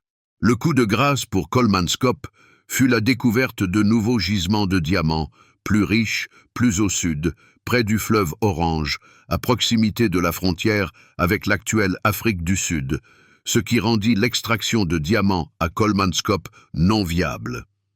Ces nouveaux gisements n'étaient pas seulement plus riches et plus faciles à exploiter, mais ils permettaient également d'extraire les pierres dans des conditions plus confortables, ce qui attira l'attention des prospecteurs et des investisseurs. En conséquence, la majorité des habitants, attirés par de nouvelles opportunités et des conditions de travail plus favorables, commencèrent à quitter Kolmanskop, s'installant peu à peu dans d'autres localités, ce qui entraîna le déclin de la ville. Au cours des décennies suivantes, l'exode des habitants s'accentua et la ville se vida progressivement. Ceux qui partaient emportaient ou vendaient petit à petit leurs biens, laissant les maisons vides et sans vie, ce qui créait une atmosphère pesante de désolation. Les dernières familles quittèrent la ville au milieu du XXe siècle, et Kolmanskop fut bientôt complètement abandonnée, se transformant en une ville fantôme, délaissée et oubliée. Jadis luxueuse et prospère, la cité était devenue un spectre au milieu des sables désertiques, rappelant la fragilité de l'existence humaine. Après le départ des hommes, le désert commença rapidement à reconquérir les territoires autrefois occupés par la ville, effaçant les traces de l'activité humaine. Les vents secs et constants du Namibe se mirent à envahir les rues et les cours, recouvrant peu à peu les maisons d'une couche de sable fin et lourd, ce qui entraîna la dégradation des bâtiments et créa un paysage sinistre. Au début, le sable ne pénétrait que dans les étages inférieurs et les caves des bâtiments, mais avec le temps, il commença à monter de plus en plus haut, remplissant complètement les pièces, ce qui devint un symbole de l'inexorable cours du temps et de la fugacité de la vie humaine. Le désert semblait effacer impitoyablement les vestiges de la présence humaine, engloutissant progressivement la ville entière et la transformant en une partie intégrante du paysage désertique. Aujourd'hui, Kolmanskop offre un spectacle saisissant et empreint d'atmosphère, à la fois étrange et fascinant, qui attire des touristes et des photographes du monde entier. La plupart des bâtiments sont encore debout, mais ils ont désormais une apparence bien différente de celle qu'ils avaient à leur apogée, témoignant de la puissance de la nature et de sa capacité à reprendre possession des territoires perdus. De puissants courants de sable perçant peu à peu les portes et les fenêtres, pénétrant à l'intérieur en douces vagues et remplissant les pièces, les couloirs et les cages d'escalier, créant un paysage surréaliste. Les salles autrefois somptueuses du théâtre, du casino et des vastes demeures sont désormais emplies de profonds amoncellements de sable, comme si d'immenses dunes s'écoulaient lentement d'une pièce à l'autre, conquérant sans cesse de nouveaux espaces et transformant les bâtiments en dunes de sable. En se promenant dans les rues de Kolmanskop aujourd'hui, il est difficile de se défaire d'une sensation d'irréalité, comme si l'on pénétrait dans un monde onirique. Dans certaines pièces, le sable atteint presque le plafond, ne laissant qu'une étroite bande d'espace pour passer, ce qui crée une sensation d'enfermement dans un labyrinthe de sable. À travers les fenêtres brisées et les toits à moitié détruits, les rayons du soleil pénètrent, dessinant des ombres insolites sur le sable et créant un jeu surréaliste d'ombre et de lumière qui souligne la beauté et la tragédie de ce lieu. La couleur des murs et des papiers peints, bien qu'estompés par le temps et le soleil, conserve encore des traces de la beauté et du luxe d'antan, rappelant la grandeur passée de la ville. Dans certains endroits, on peut encore voir d'élégants escaliers en bois, de délicats éléments décoratifs et des fragments de meubles anciens qui sont restés là depuis l'époque de la prospérité de la ville, ce qui crée une sensation de voyage dans le temps. Le vent, qui erre librement dans les rues désertes, crée des sons mystérieux, semblables à un murmure silencieux, renforçant l'atmosphère mystique de ce lieu et ajoutant encore plus de charme. Aujourd'hui, Kolmanskop jouit d'une immense popularité auprès des touristes et des photographes qui viennent du monde entier pour voir de leurs propres yeux cette ville fantôme unique. L'atmosphère de la ville abandonnée, que le désert de sable engloutit lentement et inexorablement, produit une impression inoubliable, incitant à la réflexion sur la fragilité de l'existence humaine et la puissance de la nature. Ces bâtiments abandonnés et ces dunes de sable qui se déplacent lentement rappellent aux visiteurs à quel point la nature peut facilement et rapidement reprendre le pouvoir sur ce que l'homme considérait autrefois comme sien, démontrant la fragilité de la civilisation humaine. Nous allons maintenant nous transporter à nouveau sur un autre continent et nous rendre en Italie pour évoquer une étonnante bourgade médiévale, construite au sommet d'une colline pittoresque et qui fut victime de catastrophes naturelles. Elle se nomme Kraków, et l'histoire de ce lieu montre de manière éclatante comment même une ville prospère, forte de traditions séculaires, peut soudainement se vider et se transformer en une silhouette fantomatique du passé, rappelant que rien n'est éternel sous le soleil. Kraków est située à l'extrême sud de l'Italie, dans la région pittoresque et vallonnée de Basilicate, réputée pour sa riche histoire et sa culture.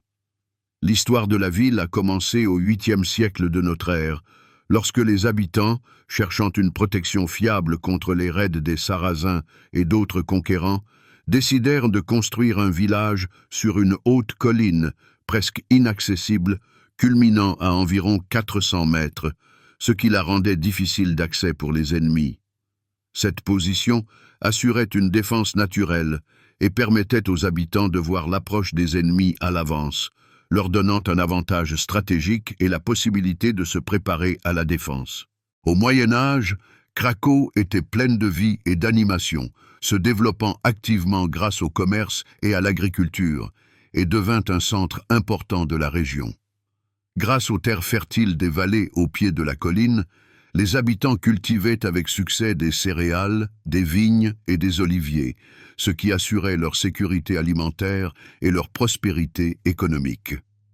Le vin et l'huile d'olive de haute qualité produits ici étaient largement connus et demandés dans de nombreuses villes d'Italie, apportant revenus et renommée à la ville.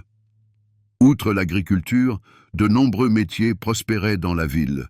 Ateliers de poterie, forges, ateliers de tissage et de tannerie, ce qui faisait de Kraków un important centre commercial. Les artisans locaux étaient réputés dans toute la région pour leurs produits, qui étaient demandés et attiraient des marchands des régions voisines, contribuant ainsi au développement de l'économie de la ville. Les rues de Cracow étaient animées et bruyantes, remplies des voix des habitants, des commerçants et des artisans, créant une atmosphère de vie trépidante. Les ruelles étroites et pavées serpentaient entre les maisons, montant et descendant les pentes de la colline, et créaient un labyrinthe unique. Les bâtiments résidentiels, disposés en terrasses les uns au-dessus des autres, créaient une atmosphère architecturale particulière et unique à la ville, la rendant différente des autres colonies médiévales. Les murs des maisons étaient faits de pierre claire, les toits étaient couverts de tuiles rouges traditionnelles, et les fenêtres étaient ornées de volets et de grilles décoratives en fer forgé, ce qui donnait à la ville un charme unique et la rendait reconnaissable. Le point central de la vie de la ville était la place principale, où les habitants et les visiteurs se réunissaient régulièrement pour commercer et socialiser, ce qui en faisait le cœur de la ville. De grandes foires s'y déroulaient, attirant des gens de toute la région, attirant des commerçants et des acheteurs, et contribuant au développement de l'économie de la ville. Les marchands proposaient une variété de produits, des épices et des tissus aux bijoux et aux articles en céramique, ce qui faisait des foires un événement important dans la vie de la ville. Non loin de la place se dressait l'église Saint-Nicolas, construite au XIe siècle et considérée comme le cœur spirituel de la ville, un lieu où les gens pouvaient trouver réconfort et soutien. Ces cloches antiques sonnaient régulièrement pour annoncer les fêtes, les offices et les événements importants, convoquant les habitants à la prière et leur rappelant les valeurs spirituelles. Un autre édifice architectural important de Cracow était le château normand, construit au point culminant de la colline, ce qui le rendait inaccessible aux ennemis. Ce château n'avait pas seulement des fonctions défensives, mais était également la résidence des dirigeants locaux et un symbole du pouvoir et de la richesse de la ville, démontrant sa force et son influence. Près du château se trouvait une haute tour, d'où l'on pouvait admirer une vue imprenable sur toute la région, et c'est de là que les habitants pouvaient voir à temps un danger potentiel et se préparer à la défense. Cracow était également connu pour ses riches traditions culturelles, qui étaient soigneusement conservées et transmises de génération en génération. Il y avait de petites écoles dans la ville, où les enfants pouvaient recevoir une éducation primaire, et où ils pouvaient apprendre à lire et à écrire. Des musiciens itinérants, des troupes de théâtre et des artistes venaient de temps en temps, organisant des spectacles dans les rues et sur les places, divertissant les habitants et leur apportant de la joie.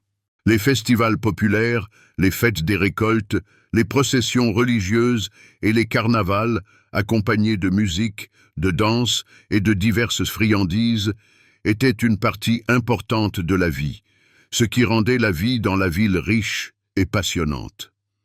Les habitants de Cracow étaient fiers de leur culture et s'efforçaient de préserver les traditions en les transmettant de génération en génération, ce qui rendait la ville unique et incomparable. Rien ne semblait pouvoir entraver le développement et la prospérité de cette ancienne bourgade, solidement ancrée sur une colline pittoresque, et son avenir semblait radieux.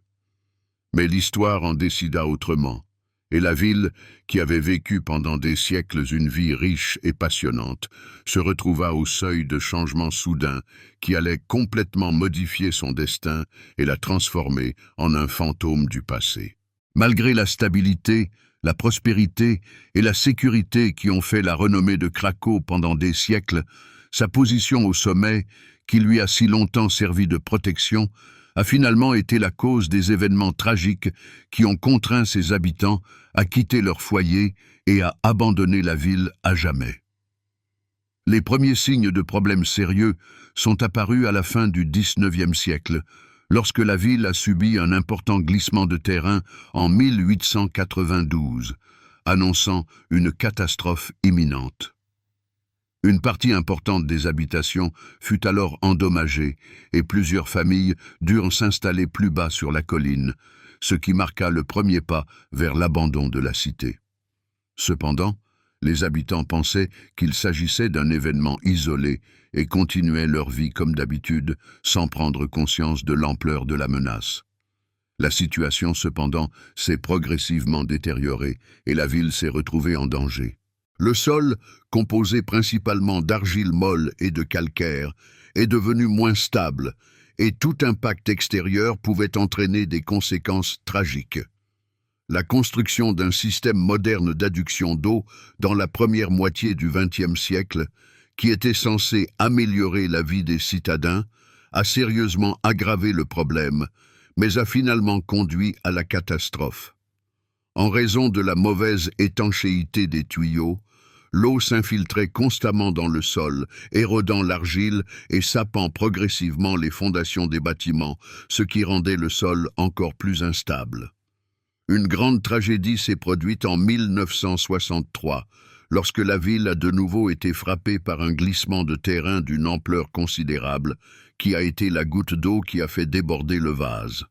Le versant argileux, gorgé d'eau provenant du système de canalisation défectueux, a commencé à s'affaisser, détruisant les maisons et les rues et menaçant la vie des habitants. Les dégâts se sont avérés si importants que les autorités ont pris la décision d'évacuer d'urgence les habitants afin de prévenir de nouvelles victimes et destructions. Environ 1800 personnes ont quitté l'ancien Kraków et se sont installées dans un nouveau village, Kraków-Pesquiera, situé dans une zone sûre de la vallée, et ont abandonné la ville à jamais. La situation a continué de se détériorer en raison des pluies fréquentes et abondantes, caractéristiques de la région, qui ont encore davantage érodé le sol.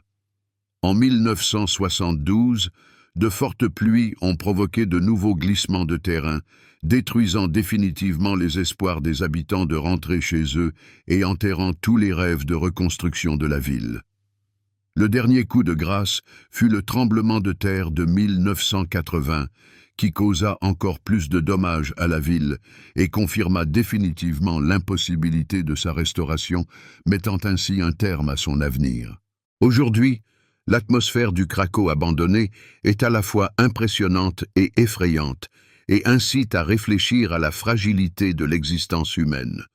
Les rues pavées, autrefois pleines de vie et d'animation, sont désormais silencieuses et seul le vent y souffle, emportant la poussière et le sable.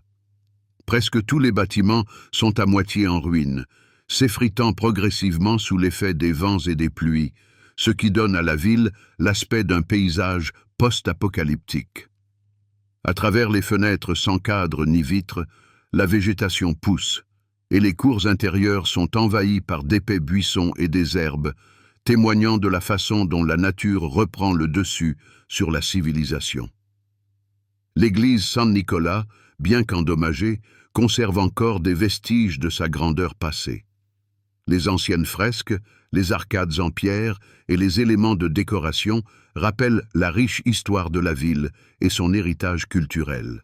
Le majestueux château normand et sa tour, situé au point culminant de la colline, dominent toujours les environs, comme s'il continuait de protéger la ville abandonnée et ses secrets.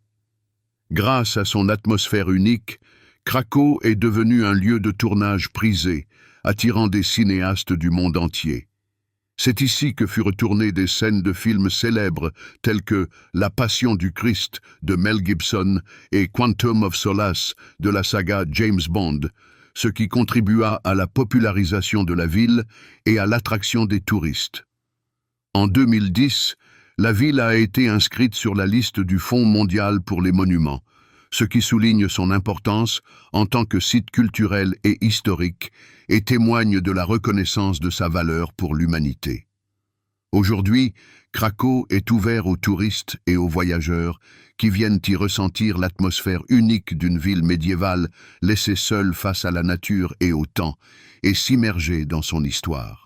Ces rues pavées silencieuses et ces bâtiments en ruine restent un rappel frappant de la facilité et de la rapidité avec lesquelles les éléments peuvent changer le destin des établissements, même les plus prospères, incitant à la réflexion sur la fragilité de la civilisation humaine. Quittons le charme médiéval du Kraków italien pour nous diriger loin vers l'Est, afin d'explorer un type de ville fantôme totalement différent, créé par l'homme et abandonné par lui pour des raisons économiques. Cette fois, notre destination sera une petite île au large des côtes du Japon, connue sous le nom de Ashima, ou, comme l'appellent plus souvent les Japonais, Gunkanjima, ce qui signifie littéralement l'île-navire, reflétant son aspect unique. Cette appellation inhabituelle, l'île la doit à son aspect extérieur particulier qui frappe l'imagination. Vue de la mer, sa silhouette ressemble à un immense navire de guerre figé au milieu des vagues, ce qui crée un spectacle fascinant. Ashima est située à environ 15 km des côtes de Nagasaki et a une superficie d'environ 6 hectares seulement, ce qui en fait l'une des plus petites îles du monde. À l'origine, l'île n'était qu'une petite élévation rocheuse, pratiquement impropre à la vie et à l'industrie, ce qui nécessita des efforts considérables pour la transformer en une ville prospère. L'île doit son aspect moderne aux travaux d'ingénierie à grande échelle qui ont été réalisés par des entreprises japonaises. Des murs et des fortifications en béton ont été érigés autour du périmètre de la roche, et l'espace environnant a été progressivement comblé par des remblais, ce qui a permis d'augmenter la superficie de l'île et de créer des zones constructibles. Ainsi, une partie importante du territoire de l'île a été créée artificiellement, permettant d'y implanter des habitations, des mines et d'autres infrastructures nécessaires à la vie, et de la transformer en une ville à part entière. L'histoire du développement d'Ashima est étroitement liée au développement industriel du Japon et à ses besoins en ressources énergétiques. Au début du XIXe siècle, d'importantes réserves de charbon de haute qualité y furent découvertes, ce qui suscita l'intérêt des industriels japonais et entraîna le développement de l'industrie minière sur l'île. Dès la fin du siècle, l'île passa sous le contrôle de la société Mitsubishi, qui commença l'extraction active du charbon et la construction d'infrastructures, la transformant en un important centre industriel. Bientôt, l'île d'Ashima devint le centre névralgique de l'extraction du charbon dans la région, ce qui entraîna une croissance démographique rapide et sa transformation en une ville densément peuplée. Au milieu du XXe siècle, à l'apogée de sa prospérité, l'île était densément construite avec des immeubles d'habitation, des écoles, des hôpitaux, un cinéma et des restaurants, offrant à ses habitants tout le nécessaire pour une vie confortable. Malgré un espace très limité, un complexe urbain complet, capable d'accueillir jusqu'à 5000 personnes, a pu y être créé, ce qui fut une réalisation d'ingénierie surprenante. Cela fit d'Ashima l'un des endroits les plus densément peuplés de la Terre, si l'on mesure la densité de population par kilomètre carré, ce qui créa une atmosphère unique et insolite. La vie sur l'île était unique, mais très spécifique, et exigeait des habitants qu'ils s'adaptent à des conditions inhabituelles. Les habitants vivaient dans des appartements exigus, dans des immeubles de béton élevés, très proches les uns des autres, ce qui créait une sensation d'espace clos et limitait la liberté individuelle. Les espaces verts et les espaces ouverts étaient pratiquement inexistants, et les ruelles étroites qui passaient entre les bâtiments ressemblaient à des labyrinthes où il était difficile de se déplacer sans connaître à l'avance l'itinéraire, ce qui créait un sentiment d'isolement du monde extérieur. Le bruit des mines en activité et des équipements de production était omniprésent sur l'île, créant une atmosphère particulière de ville industrielle et rappelant le dur labeur des mineurs. Cependant, la prospérité économique d'Ashima ne dura pas longtemps, et la ville connut le sort de nombreux autres établissements industriels. Dès les années 60 du XXe siècle, l'économie japonaise commença à passer activement du charbon au pétrole en tant que source d'énergie moins chère et plus pratique, ce qui entraîna le déclin de l'industrie charbonnière et la perte d'emplois. Cela provoqua une chute brutale de la demande de charbon, ce qui eut une incidence directe sur l'extraction minière sur l'île et la mit au bord de la survie. De plus, les réserves de charbon s'épuisaient progressivement et l'exploitation des gisements devenait de moins en moins rentable, ce qui rendait l'extraction du charbon à Hashima non viable.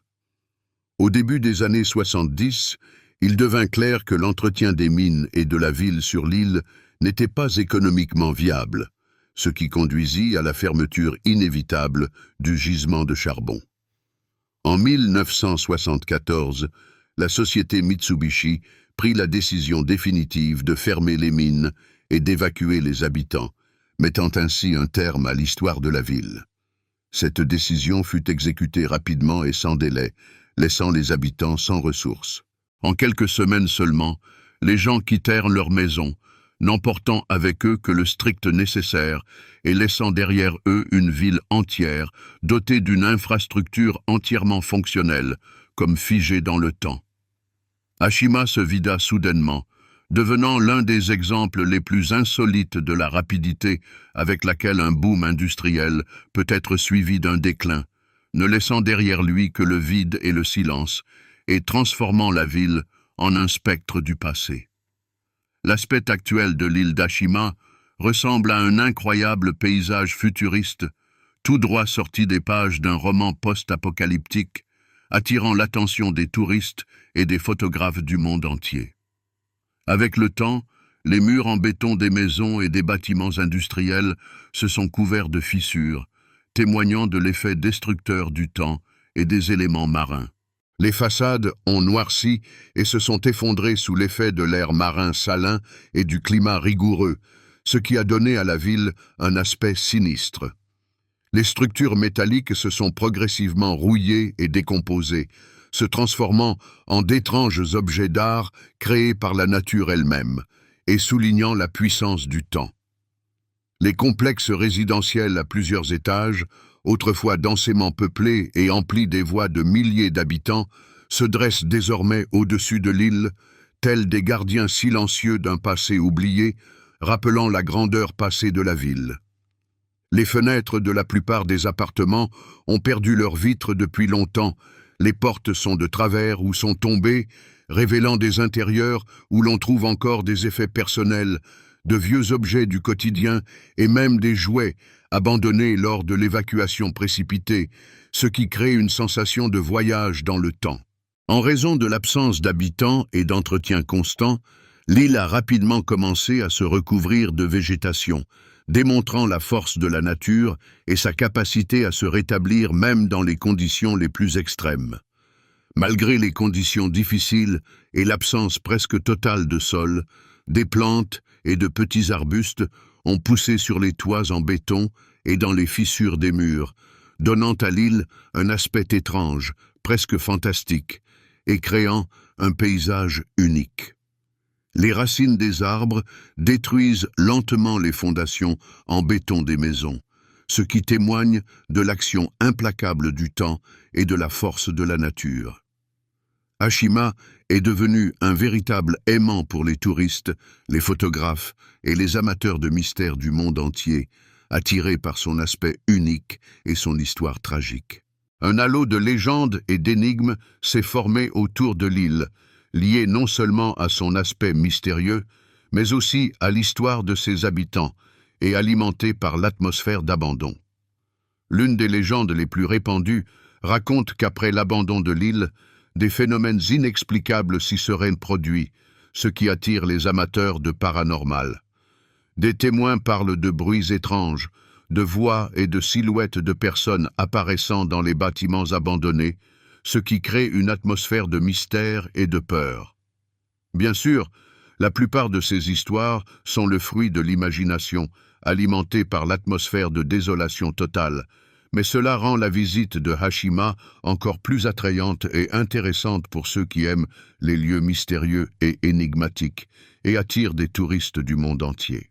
L'aspect inhabituel, presque surréaliste de l'île a attiré l'attention de nombreux artistes, écrivains et cinéastes, ce qui en a fait un lieu de tournage populaire pour des films et des séries. Aujourd'hui, Hashima est officiellement inscrite au patrimoine mondial de l'UNESCO et n'est accessible qu'en participant à des visites organisées, car de nombreuses parties de l'île présentent encore un danger en raison d'éventuels effondrements de bâtiments et de structures, ce qui nécessite le respect de mesures de sécurité strictes. Et pour finir, partons en France à la découverte de l'histoire d'une ville qui est restée figée à jamais dans un jour tragique, ne laissant derrière elle que des ruines et des souvenirs de la cruauté de la guerre. Cette histoire diffère radicalement des autres lieux abandonnés dont nous avons parlé précédemment et illustre le côté sombre de la nature humaine. La ville d'Oradour-sur-Glane n'a pas été abandonnée à cause de catastrophes naturelles, de raisons économiques ou de l'épuisement des ressources, mais a été victime de l'agression militaire et de la haine humaine. Sa dévastation est due à la cruauté monstrueuse de la guerre, qui a changé son destin à jamais et a laissé une empreinte indélébile dans l'histoire. Avant les événements tragiques, Oradour-sur-Glane était une ville française typique, située dans la région pittoresque du Limousin, connue pour sa beauté et sa tranquillité.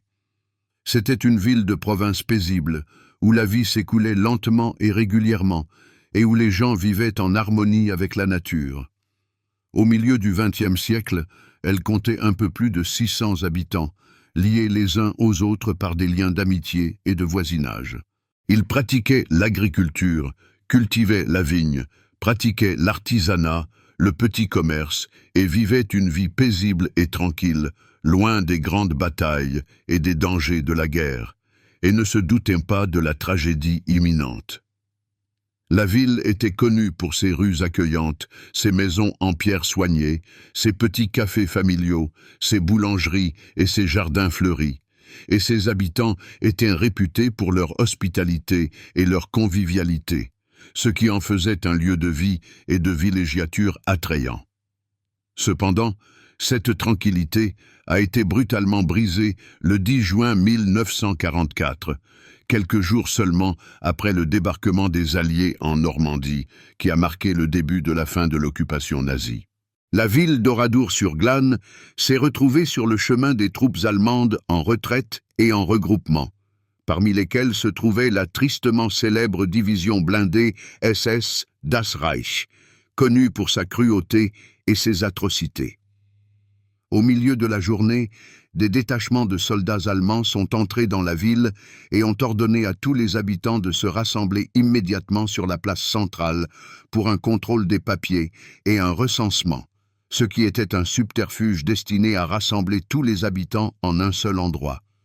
Aucun des habitants ne se doutait que ce serait le début d'une terrible tragédie et qu'une mort horrible les attendait. Après un certain temps, les femmes et les enfants ont été séparés des hommes et enfermés dans l'église locale, ce qui a marqué le début de leur tourment. Les hommes ont été divisés en plusieurs groupes et emmenés dans des granges et des hangars situés à la périphérie de la ville, ce qui les a préparés à une exécution brutale. Bientôt, sans aucune explication, les soldats allemands ont ouvert le feu sur eux avec des mitrailleuses et des fusils automatiques, tuant la plupart des hommes. Seuls quelques hommes ont réussi à survivre miraculeusement, en faisant semblant d'être morts sous les corps de leurs camarades tués, et sont devenus témoins de l'horrible tragédie. Après cela, les soldats allemands sont retournés à l'église, où les femmes et les enfants étaient enfermés, et y ont mis le feu, privant les gens de tout espoir de salut. Lorsque les personnes désespérées ont tenté de s'échapper du bâtiment en flammes, elles ont été abattues, ce qui a rendu leur mort encore plus douloureuse.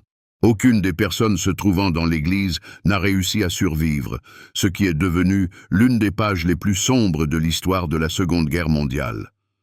À la suite de cette atrocité, 642 personnes ont péri, dont 205 femmes et 247 enfants, ce qui rend cette tragédie particulièrement horrible et insupportable.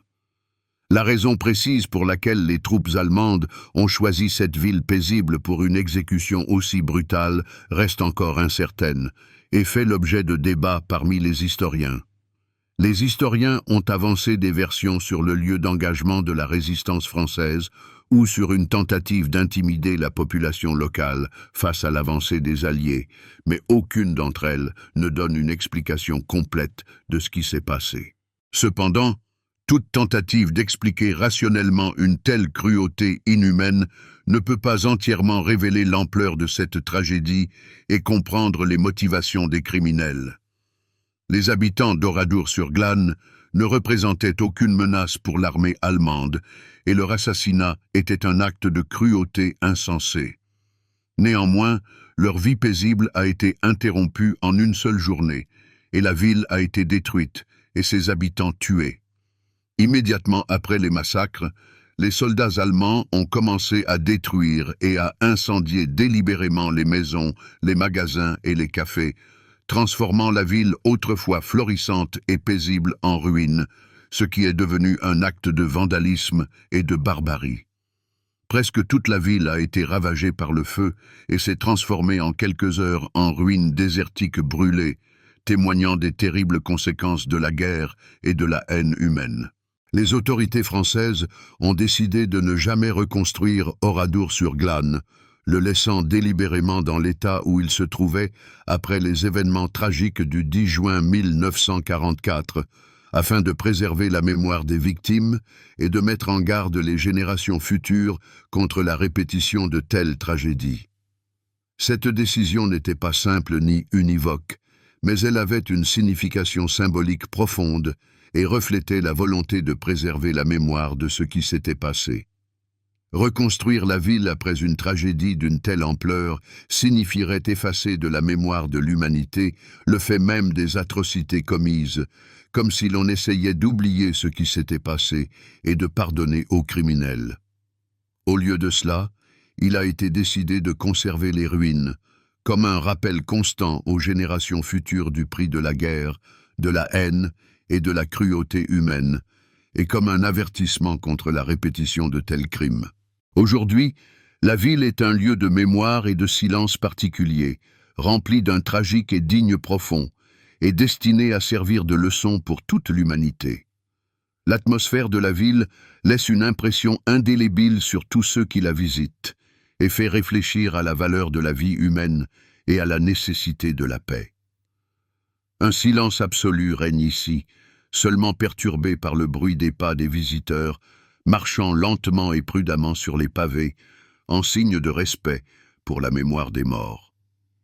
Les rues de la ville ressemblent pratiquement à ce qu'elles étaient le jour où la vie s'est arrêtée ici, ce qui crée une sensation de voyage dans le temps et d'immersion dans les événements tragiques du passé. Le long de la route se dressent encore les carcasses brûlées de voitures, les vélos rouillés et autres objets de la vie quotidienne, laissés aux mêmes endroits où la tragédie les a atteints et devenus des témoins silencieux de ce qui s'est passé. Les maisons en pierre à moitié détruites, avec des taches noires de suie et des orbites vides de fenêtres, regardent silencieusement les passants, comme si elles essayaient de leur raconter leur histoire tragique et de transmettre la douleur de la perte. Sur de nombreuses maisons sont conservées des plaques avec les noms de ceux qui y vivaient et qui sont morts ce jour terrible, et dont la vie a été brutalement interrompue par la guerre.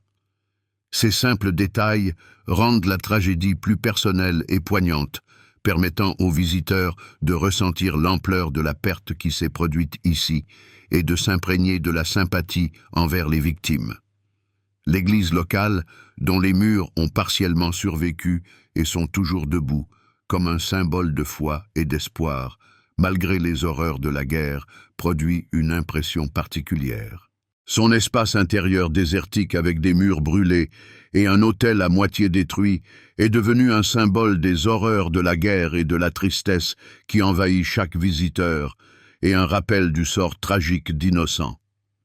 En entrant dans Oradour-sur-Glane, les gens ralentissent involontairement le pas et baissent la voix, comme s'ils avaient peur de troubler la mémoire des habitants partis à jamais et témoignent de leur respect pour leur mémoire. Les autorités françaises maintiennent délibérément la ville dans son état actuel, ne permettant pas autant d'effacer complètement les traces de la tragédie, tout en assurant la sécurité des visites pour les touristes et en la conservant comme un monument vivant du passé. La ville est devenue un musée à ciel ouvert, visité chaque année par des milliers de personnes du monde entier, afin de voir de leurs propres yeux ce rappel silencieux de la fragilité de la paix et de l'importance de préserver la mémoire du passé, afin que de tels événements ne se reproduisent plus jamais et que l'humanité tire les leçons de ses erreurs. Notre voyage à travers les villes fantômes touche à sa fin, mais leur souvenir restera à jamais gravé dans nos mémoires. Aujourd'hui, nous avons exploré des lieux très différents, disséminés sur divers continents, liés par des destins singuliers, mais unis par une tragédie commune. Tous partagent une caractéristique frappante.